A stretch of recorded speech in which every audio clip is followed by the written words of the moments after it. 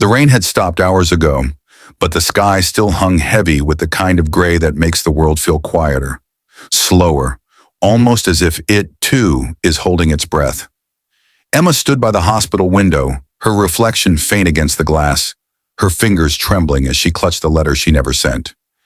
It was the letter she'd written to James 2 years ago, before she left town, before she broke everything that could have been. She had promised herself she'd never return, that she'd move on, forget him, and forget the pain of leaving behind the only man who ever looked at her like she wasn't broken. But now here she was, standing in the same hospital where his father was taking his final breaths, haunted by every memory she tried to bury. If you believe in kindness, forgiveness, and the power of second chances, please take a moment to like, comment, share, and subscribe. Stories like this remind us that love doesn't always fade. Sometimes it just waits for us to find our way back. Emma hadn't planned on coming back to Oak Ridge. It was a small town full of whispers and memories that clung too tightly. But when she saw the post about Mr. Hartman's condition, the man who used to fix her old bicycle when she was a little girl, the man who once called her daughter, her heart wouldn't let her stay away. She told herself she was here just to pay her respects. Just one night, just one goodbye. Nothing more. But as she walked through the sterile white hallways, every step brought her closer to a past she wasn't ready to face. The smell of antiseptic mixed with the faint scent of coffee and old grief. Nurses moved quietly, machines beeped rhythmically, and the air seemed to hum with memories. And then, at the end of the corridor, she saw him, James Hartman, the man she once promised forever to. He was sitting beside his father's hospital bed, his head bowed, his dark hair now streaked with gray she didn't remember.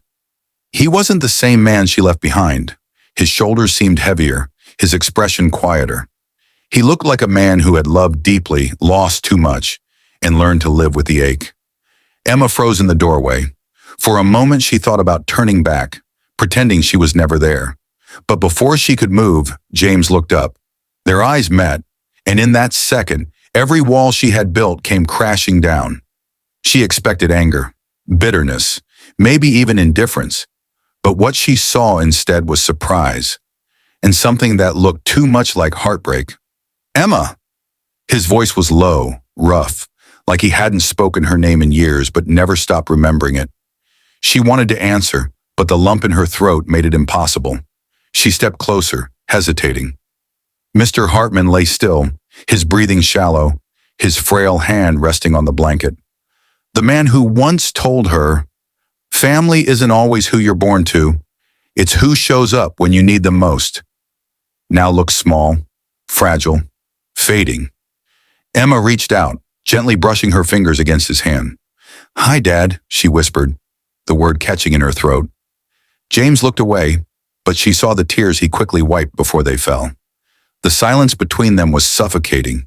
It was filled with everything unsaid, the love that never had closure, the apologies that came too late, the pain of leaving without goodbye. When the doctor came in to check on Mr. Hartman, Emma stepped out into the hallway, needing air. Her heart pounded like it was trying to remind her she was still alive, still feeling. She leaned against the wall, closing her eyes when she heard a small voice behind her. "Are you Miss Emma?" She turned to see a little boy, maybe 6 or 7, standing with a paper airplane in his hand. He had James's deep brown eyes and a curious half-smile. "Yes," she said softly, kneeling down. "Who are you, sweetheart?" "I'm Noah. My daddy told me about you." He said it so innocently, so matter-of-factly, that she forgot to breathe. "He said you were the girl who made him believe in happy endings." Emma's throat tightened. She smiled weakly. "Did he now?" "Uh-huh. He said he messed it up, but Grandpa said some stories aren't over yet." Before she could respond, James appeared at the end of the hall, looking at them both. He walked closer, a hesitant smile playing on his lips. "Noah, buddy, why don't you go get your coloring book from the waiting room?" "Okay, Daddy." The boy ran off, leaving a quiet space filled with memories and unshed tears. James sighed. "You weren't supposed to come back," he said quietly. "I know," Emma whispered, "but I had to." He nodded, his jaw tightening. "He'll be happy you did." They stood there in silence, The years between them heavy but not impossible. For a long time, neither of them spoke. Then James said something she didn't expect. He used to ask about you. Every birthday, every Christmas, he said he knew you'd come back someday. Emma's eyes stung. I should have come sooner. James looked at her then, really looked at her. You left because you thought you were doing the right thing. I get it now. She shook her head. No, I left because I was scared. I thought love like ours couldn't survive the things I carried. I didn't want to break you. He smiled faintly. You didn't. You just left me waiting. The words hit harder than she expected. That night, Emma stayed by Mr. Hartman's side. James and Noah fell asleep on the couch in the corner, their heads resting together. She watched them in the dim hospital light, the boy's small hand holding his father's, the same way James once held hers. She thought about how life kept moving, even when love stayed stuck in one moment. In the quiet, she whispered the words she never said. I'm sorry, Dad, for leaving, for breaking him, for forgetting how much home I had here. The old man didn't stir, but a faint smile seemed to cross his lips. Maybe it was just the light. Or maybe he heard her. By morning he was gone, peacefully, quietly, the way good souls often leave. The funeral was small, intimate, under the oak tree in the churchyard, where the hearts had always been laid to rest. The air smelled of rain and earth and goodbye. Emma stood beside James and Noah, her heart heavy yet strangely calm. She had expected this to be an ending, but instead it felt like the beginning of something she didn't yet understand. After the crowd left, James stayed behind, staring at the headstone. Emma stood beside him, unsure what to say, but it was Noah who broke the silence, his small hand slipping into hers. Grandpa said you'd come back, he said softly. Emma knelt down, tears finally spilling over. He did? Yeah, Noah smiled. He said Daddy waited for you, even when you didn't come back. He said love like that doesn't stop.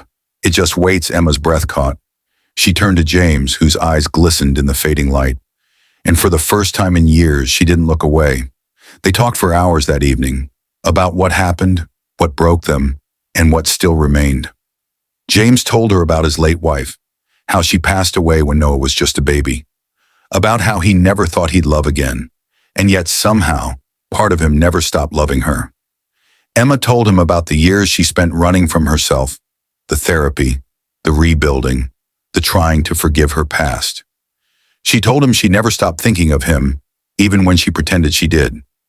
As the sun dipped behind the trees, painting the sky in gold and purple, James reached for her hand. It wasn't a grand gesture, just simple, quiet, honest. Maybe, he said softly, we could start over. Not as what we were, but as who we've become. Emma smiled through her tears. I'd like that.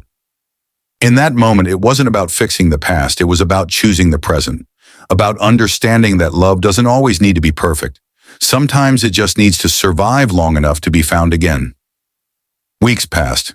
Emma stayed in Oak Ridge, helping Noah with school projects, cooking dinners with James, slowly weaving herself back into a life that once felt lost. There were awkward moments, quiet nights, and memories that still hurt. But there was also laughter again. There was warmth in the home, and peace where there once was regret. One evening, as they sat on the porch watching Noah chase fireflies, James turned to her and said, "He waited for you." Emma frowned softly. "Who did?" "My dad," he said. "The night before he passed, he told me, 'Don't let her go again, son. She'll come back. She always does.'" Emma's heart broke and healed all at once. She looked up at the stars, whispering, "Thank you, Dad," and smiled through her tears. If this story touched your heart, please like, comment, and share, because somewhere, someone is waiting for a second chance too. And if you believe that love can find its way back, no matter how much time has passed, subscribe for more stories that remind us what truly matters. Before you go, comment below. I believe love always finds its way back, because sometimes it really does.